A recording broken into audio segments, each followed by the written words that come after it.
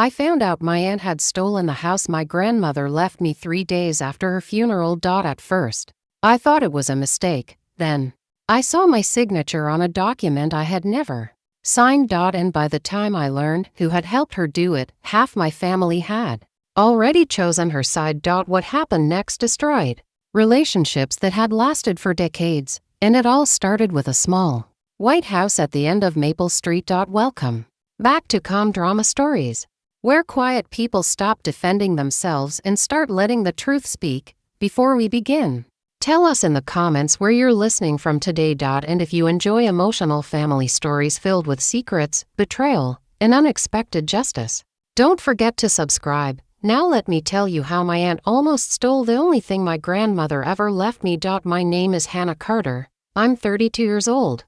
I live in Cedar Falls, a small town where people know your grandparents before they know you. I work as an insurance claims investigator. Most people think my job is boring. I let them think that. In reality, my job is simple. People tell stories. I verify facts. Most days those two things don't match. For years, I believed my own family was different.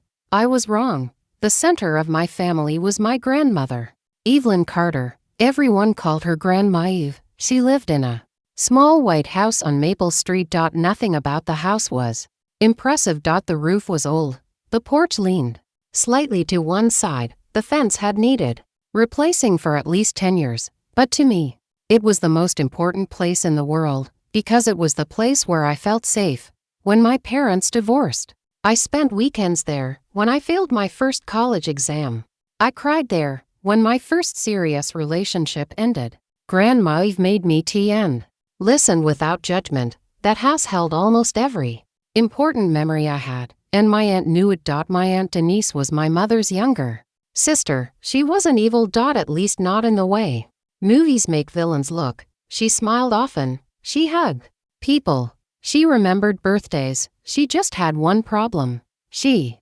believed everything should belong to her. If someone got a promotion, Denise deserved one too. If someone bought a new car, Denise needed a better one. If someone received attention, Denise somehow found a way to become the center of the conversation. Growing up, I learned not to argue with her. Most people did the same. It was easier. Grandma Eve loved Denise, but she understood her better than anyone. One summer afternoon, years before any of this happened, Grandma sat beside me on her porch swing. I was 20-3. Denise had just caused another family argument. Grandma sighed and stirred her iced tea. Your aunt always wants what belongs to someone else. I laughed. That's a little harsh. Grandma smiled sadly. No, sweetheart. She looked out across the yard. It's just true. At the time, I thought she was being overly critical. Now, I wish I had listened more carefully. The first sign that something was wrong came 6 months before Grandma died. She was 80-4. Still sharp, still independent, still insisting on mowing part of her own lawn despite everyone's objections. One afternoon, I stopped by after work. She was sitting at the kitchen table reading documents. Several folders were spread around her. I noticed one immediately. It belonged to a law office. What are you working on? I asked. She smiled. Just organizing things, important things. The kind people only care about after you're gone. I didn't like hearing her talk that way. She noticed. She always noticed. Hannah, I'm fine. I nodded. But neither of us believed it. After a moment she reached across the table and placed her hand on mine. When the time comes, don't let anyone pressure you. I frowned. What does that mean? She thought for a second, then shook her head. Never mind. Looking back, I think she wanted to tell me something. I think she knew trouble was coming. She just didn't know how soon. 3 months later, Grandma Eve suffered a stroke. Everything changed overnight. The woman who had always seemed indestructible suddenly looked fragile. For 6 weeks, I visited almost every day. Sometimes she talked. Sometimes she slept. Sometimes she simply held my hand. Aunt Denise visited too, but not nearly as often. Whenever she came, she seemed strangely interested in paperwork. Bank documents, property records, insurance files. At the time, I thought she was helping. Now I know better. 1 evening I walked into Grandma's room unexpectedly. Denise was standing beside a cabinet, holding a folder. She looked startled. Far more startled than she should have been. Oh, she laughed. You scared me. What are you doing? Just organizing. The answer came too quickly. Something felt wrong, but I couldn't prove anything. So I let it go. That was my mistake, Grandma. Eve passed away on a rainy Thursday morning. The funeral took place 4 days later. The entire town seemed to attend. People shared stories. Old photographs. Memories. By the end of the service, I was emotionally exhausted. I thought the hardest part was over. I couldn't have been more wrong. Because 2 days after the funeral, Aunt Denise started asking strange questions. Questions about the house. Questions about ownership. Questions about legal paperwork. At first, I assumed she was grieving. Then she asked something that made my stomach tighten. Hannah, did Grandma ever show you the deed? I looked at her. No, she smiled. Almost too casually. I was just wondering. That was all she said. But for some reason, I couldn't stop thinking about it. That night I barely slept. And the next morning, I received a phone call that changed everything. The call came from Grandma's attorney. Richard Langley. His voice sounded unusually serious. Hannah. Yes. I think you should come to my office. Why? There was a pause, a long one. Then he said 5 words that made my blood run cold. It's about your grandmother's house. And suddenly, I knew something was terribly wrong. The next morning, I arrived at Richard Langley's office 15 minutes early. Rain tapped softly against the windows. The sky matched my mood. Gray. Heavy. Uncertain. I had known Richard most of my life. He had handled my grandmother's legal affairs for nearly 20 years. If he sounded concerned on the phone, there was a reason, and I intended to find out what it was. The receptionist led me to a conference room. Richard entered a few moments later carrying a thick folder. His expression immediately told me something was wrong. Very wrong. He sat down across from me. Then carefully placed the folder on the table. Hannah, before we begin. He paused. I need you to answer a question. I nodded. Okay. Have you signed any documents related to your grandmother's property? The question surprised me. No. None at all. None. Richard stared at me for several seconds. As if measuring the answer. Finally, he nodded. That's what I expected. A cold feeling settled in my stomach. What happened? Richard opened the folder. Inside were copies of legal documents. Property records. County filings. And something else. A document with my name on it. I leaned forward. Then froze. There was a signature at the bottom. My signature. Except it wasn't mine. I knew that immediately. The shape was wrong. The spacing was wrong. Everything about it felt artificial. My heart began beating faster. What is this? Richard folded his hands. According to this document. He paused. You voluntarily transferred your future interest in the Maple Street property. I stared at him. What? The room suddenly felt smaller. Richard slid the paper toward me. The document claimed I had surrendered any future claim to the house, and according to the paperwork, the property would transfer directly to Denise after Grandma's death. For several seconds I couldn't speak, then I laughed. Not because it was funny. Because it was ridiculous. I never signed this. I know, you know, Richard nodded. I've known since I first saw it. Relief and anger arrived at the same time. Then why is it here? Richard leaned back. Because someone filed it. The answer landed heavily. Someone. Not an accident. Not a misunderstanding. Someone. My eyes returned to the signature, and suddenly I remembered something. 3 months earlier. A family gathering. A stack of old photo albums. Aunt Denise asking to borrow several family documents. At the time she claimed she wanted to preserve family history. I remembered signing a birthday card, a permission form, a charity document. Several pieces of paper that had passed through her hands. A terrible thought entered my mind. What if she had been collecting signatures? The idea sounded paranoid, but so did forged property transfers. And yet here we were. Richard interrupted my thoughts. There is more. My stomach dropped. Of course there was. There always was. He handed me another document. This one came from the county recorder's office. A preliminary ownership transfer request, filed 6 days before Grandma died. 6 days. I looked up sharply. She filed this before Grandma passed away. Richard nodded. Yes. I felt sick. Grandma had still been alive, still fighting, still hoping to recover, and Denise was already trying to claim the house. The realization hurt more than I expected. Because it wasn't greed anymore. It was planning. When I left Richard's office, I sat in my car for almost 20 minutes. Not driving. Not crying. Just thinking. The pieces weren't fitting together. Not yet, but they were close, and years of investigative work had taught me one thing. When people rush paperwork, they make mistakes, big ones. I called in sick to work. Then drove directly to Maple Street. The house stood exactly as I remembered. White siding, blue shutters, the old porch swing. Everything looked normal, but normal was an illusion. Inside, Grandma's belongings remained untouched. The family had agreed to wait before sorting anything, at least officially. As I entered the living room, I noticed something immediately. Several drawers were slightly open. Not enough for most people to notice. Enough for me. Someone had searched this house. Recently. I walked slowly through each room. The bedroom. The study. The kitchen. Then I reached Grandma's office. The room where she handled paperwork. Bills. Letters. Property records. I stopped cold. A filing cabinet stood against the wall. One drawer was completely empty, the property drawer. I knew because Grandma had shown it to me years ago. Every document related to the house had been stored there. Now nothing remained, not a single page. Someone had taken them.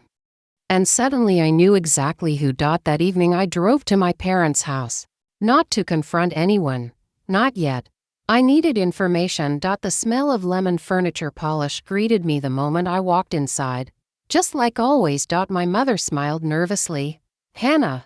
Hi. For a few minutes we discussed harmless things. Weather. Work. The funeral. Then Denise arrived. The moment she saw me, something changed, just slightly. Most people wouldn't have noticed. I did. A flicker of tension. Gone almost instantly. But there. We sat around the dining table. Talking. Pretending. Performing. Eventually Denise sighed dramatically. I still can't believe Mom is gone. Nobody responded. She continued. And now we have to figure out what happens with the house. There it was. The real topic. My father shifted uncomfortably. My mother stared at her plate. Denise looked directly at me. Almost as if waiting. Testing. I smiled politely. What about it? Her expression tightened. Just slightly. I mean. She shrugged. Somebody has to take responsibility. I nodded. True. She seemed relieved. Then she made a mistake. A very small one. The kind people make when they think they've already won. Richard should finish the transfer soon anyway. The room went silent. My heart skipped. Richard should finish the transfer. Not might. Not if. Should. As though she already knew what the outcome would be. As though she expected it. Denise immediately realized what she'd said, but it was too late. I saw it. And judging by my father's expression. So did he. For the first time all evening. He looked genuinely nervous. That night I couldn't sleep. Around midnight, my phone rang. The caller ID showed Richard Langley. My pulse quickened. I answered immediately. Richard, Hannah. His voice sounded tense. Far more tense than before. What happened? There was a pause. Then he spoke quietly. I think I've found something. I sat upright. What? Another pause, longer this time. Then, the witness signature on your transfer document. My heart pounded. Double quotes. Yes, it belongs to a woman who died 8 months ago. Silence. Absolute silence. Then Richard added one final sentence, the sentence that changed everything. And Hannah, this is much bigger than a forged signature. For a few seconds, I couldn't speak. I sat upright in bed, gripping my phone. Richard's words echoed in my ears. The witness signature belongs to a woman who died 8 months ago. I stared into the darkness, trying to process what I had just heard. Finally, I managed to speak. What do you mean? Richard exhaled slowly. The witness listed on the transfer document is named Patricia Simmons. I waited. And Patricia Simmons passed away 8 months ago. A chill moved through me. The room suddenly felt cold. You're sure? Completely. I heard papers shuffling on his end. I verified it myself. The silence that followed felt enormous. Because this wasn't just a forged signature anymore.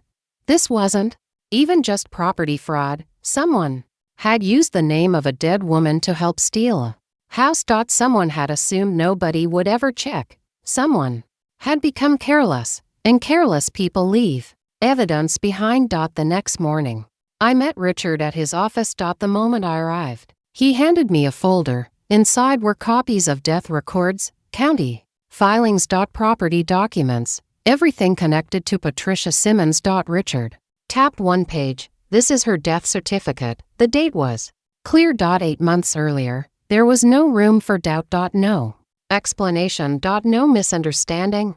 The witness could not possibly have been present because she was already gone. I looked up. Who filed the paperwork? Richard folded his arms. That's the interesting part. He slid another page toward me. Submission record. The transfer request had been filed electronically, but every submission creates a trail. IP addresses, user accounts. TIMESTAMPS. Things people forget exist. The account used to submit the documents belonged to a title processing company. My stomach tightened. A title processing company. Exactly where Denise worked. For the first time, Richard looked genuinely angry. Not concerned. Angry. Hannah, I've handled estate cases for 30 years. I nodded. I know. I've seen greedy relatives. I've seen forged wills. I've seen children fight over furniture. He paused, but this, his jaw tightened, was planned. The word hung between us. Planned. Not emotional. Not impulsive. Planned. Weeks of preparation, forged signatures, dead witnesses. Missing property records. Everything suddenly made sense. Denise hadn't snapped. She had prepared. That afternoon, I returned to Grandma's house. This time I wasn't looking for memories. I was looking for evidence. The office remained exactly as I had left it. The empty filing drawer. The half-open cabinet. The quiet room. I spent hours searching. Carefully. Methodically. The way I would search any fraud case. Most people look for what's present. Investigators look for what's missing. And eventually, I found it, hidden behind a row of old gardening books. A small notebook. Grandma's handwriting covered every page. Appointment dates, bill reminders, personal notes. Nothing unusual until I reached the final section. There, written only 2 months before her death, was a short entry, one sentence. I read it twice, then 3 times, just to make sure. It said, Denise asked again about transferring the house. I told her no. I stared at the page. My heart pounding. Then I turned the page. Another note. Written a week later, need to speak with Richard. Denise won't let this go. I sat back slowly. The room felt silent. Too silent. Because Grandma had known. She knew. Denise wanted the house. She knew pressure was being applied, and she had documented it, just like I would have. That evening, my phone buzzed. A message from my cousin Megan. We weren't especially close, but we got along. The text contained only 6 words. Can we talk? It's important. I called immediately. Megan answered on the first ring. Her voice sounded nervous. Hannah, what's wrong? She hesitated. Then spoke quietly. I think I know something. I sat down, listening carefully. What? Another pause. Then, 3 weeks before Grandma died, Denise asked me to sign something. Every muscle in my body tightened. What kind of document? She said it was estate paperwork. My pulse accelerated. Did you sign it? No. Relief flooded through me. Why not? Megan laughed nervously. Because it felt weird. I closed my eyes. Finally. Someone else had seen it too. What exactly happened?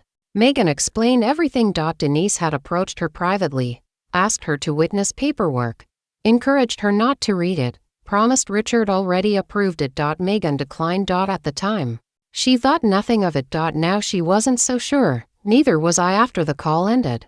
I sat alone in my kitchen. The evidence was growing faster than Denise realized. The forged signature, dead witness, the missing property records, Grandma's notebook, the title company submission, Megan's testimony, each piece by itself might not be enough.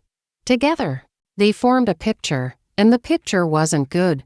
For Denise, 2 days later, Richard called again. This time he sounded almost excited, which was unusual for him. "Hannah, we have a problem." I frowned. "What kind of problem?" "The kind that's very good for us, that got my attention." "What happened?" Richard laughed softly. "The county recorder's office called." I waited. Then he said, "They found the original deed." My heart nearly stopped. "The original?" "Yes." I stood up. Suddenly unable to sit still. "Where was it?" "In a records archive." "And Hannah," his voice lowered, "the original deed specifically names you." For a moment, I couldn't breathe. The house, the entire reason for all of this, the document Denise desperately needed gone, the document proving Grandma's wishes, had survived. And now it was back.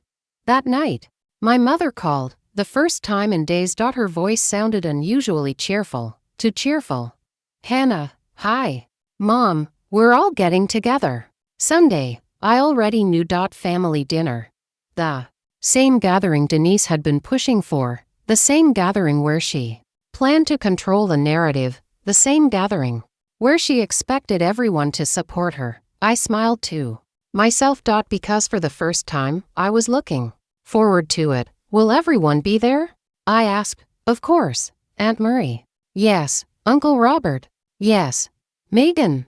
"Yes." Double quotes. Perfect. Exactly what I wanted. An audience. Because if Denise wanted witnesses, I was finally ready to give her some. And this time, the truth would be sitting at the table too. Sunday arrived cold and gray, the kind of day where the sky looks heavy enough to fall. I parked outside my parents' house and sat in my car for a moment, looking at the familiar front porch. The flower boxes. The curtains. The windows I had looked through 1,000 times growing up. Nothing had changed, and yet everything had. Inside my bag sat copies of every document, every record, every statement, every piece of evidence. I wasn't bringing accusations, I was bringing facts. And facts are much harder to argue with.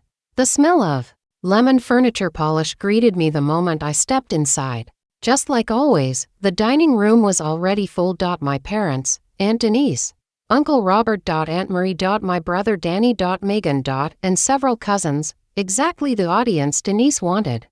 She smiled when she saw me, the smile of someone who believed she was about to win. I smiled back, the smile of someone who already knew she wouldn't. Dinner began normally. Small talk. Weather. Work. Sports. Nobody mentioned the house. Not at first. Then, right on schedule. Denise sighed dramatically. "I hate that all this tension is tearing the family apart." There it was, the opening act. Several relatives nodded sympathetically. My mother reached over and squeezed Denise's hand. Poor Denise, poor worried sister, poor concerned daughter. The performance was almost impressive. Denise looked directly at me. "Hannah, I hope we can settle this peacefully." I took a sip of water. "I hope so too." She seemed encouraged. Then she launched into the speech she had clearly rehearsed. Grandma would have wanted fairness, more nodding, more agreement. Nobody should be fighting over property. A few murmurs, then the final move, the one she'd been building toward. "Hannah, sometimes grief makes people see things that aren't there." The room became quiet. Very quiet. I looked around the table. Every face watching, every eye waiting, exactly what Denise wanted. An audience. The only problem was, she wasn't controlling the story anymore. I set my glass down. Calmly. Then opened my bag. The room watched silently. I placed a folder on the table, then another. Then another. Denise's smile faded slightly. "What is all that?" I looked directly at her. "The truth." Nobody spoke. I opened the first folder. "This is Grandma's original property deed." I slid copies around the table. Several relatives began reading. I continued. "It names me as sole beneficiary." Denise immediately interrupted. "That's not relevant." I ignored her, the same way I ignore interruptions during investigations. The county recorder's office located the original archive copy 3 days ago. Several heads turned toward Denise. For the first time, she looked uncomfortable. I opened a second folder. "This is the property transfer document filed before Grandma died." Silence. Then, And this, I held up another page, contains my forged signature. The room froze, nobody moved, nobody spoke. My father lowered his eyes. My mother looked pale. Denise laughed nervously. That's ridiculous, is it? I slid another paper across the table. This is a certified death record. Aunt Marie picked it up first. Then looked confused. What does this mean? I answered calmly. The witness listed on Denise's paperwork died 8 months before the document was signed. The room exploded. What? That's impossible. Are you serious? Questions came from every direction. Faces turned toward Denise. She looked stunned, like someone watching a bridge collapse beneath them. I wasn't finished, not even close. I opened the third folder. Grandma's notebook. The room became silent again. I carefully read the entries aloud. Denise asked again about transferring the house. I told her no. Nobody moved. I continued. Need to speak with Richard. Denise won't let this go. The silence became unbearable. Denise's face had gone completely white. Finally, Uncle Robert spoke. Slowly, carefully. Double quotes Denise. His voice trembled. Is this true? She looked around desperately. Searching for support. For rescue. For someone. Anyone. But nobody moved. Because evidence changes things. Stories create doubt. Facts remove it. Then Megan spoke, quietly. I need to say something. Everyone turned. Megan swallowed hard. Denise asked me to sign paperwork before Grandma died. The room fell silent again. I refused. Denise closed her eyes. For one brief second, the fight left her. And everyone saw it. My mother stared at her sister. Shocked. Actually shocked. You told me Hannah was confused. Denise didn't answer. You told me she imagined everything. Still no answer. You said she was attacking you. Nothing. Because there was nothing left to say. Then something happened I wasn't expecting. My father stood up. Slowly. Painfully. Like a man carrying something heavy. For a long time. He simply looked at Denise. Then he spoke. One sentence. I knew about the debt. The room turned toward him. My stomach tightened. He continued. I knew she wanted the money. Silence. I didn't know she'd go this far. For the first time all evening. He looked ashamed. Truly ashamed. Denise finally broke. The tears came, the excuses, the justifications, the blame. Everything. She talked about money. Fear. Bills. Pressure. Life. But none of it mattered anymore. Because explanations are not the same thing as excuses. And fear doesn't give you ownership of someone else's future. 3 weeks later. The fraud investigation officially concluded. The forged documents were voided. The transfer request was rejected. The county records were corrected. The house legally remained mine. Exactly as Grandma intended. Denise lost her job. The title company terminated her employment immediately. The notary involved lost his commission. Several investigations followed, and while I won't discuss every consequence, let's just say life became very uncomfortable for the people who thought nobody would check the paperwork. The strange part is that winning didn't feel the way I expected. There was no celebration. No victory dance. No satisfaction. Just sadness. Because family isn't supposed to become evidence. A month later, I visited Grandma's house alone. The porch swing still creaked. The garden still needed work. The old wind chimes still sang softly whenever the breeze passed through. I sat on the porch as the sun disappeared behind the trees. And for the first time since her death, I felt peace. Not because I won, because I protected what mattered. Before leaving, I opened Grandma's notebook one final time. A small note near the back caught my attention. Something I had missed before. It wasn't about the house. Or money. Or family. It simply said, character is what people do when they think nobody is watching. I smiled, then looked around the quiet yard. The home she loved, the home she fought to protect, the home she trusted me with. And I realized something. Grandma had been right. People eventually show you exactly who they are. You just have to be willing to believe them. And sometimes, the truth doesn't need to shout. It only needs time. The end.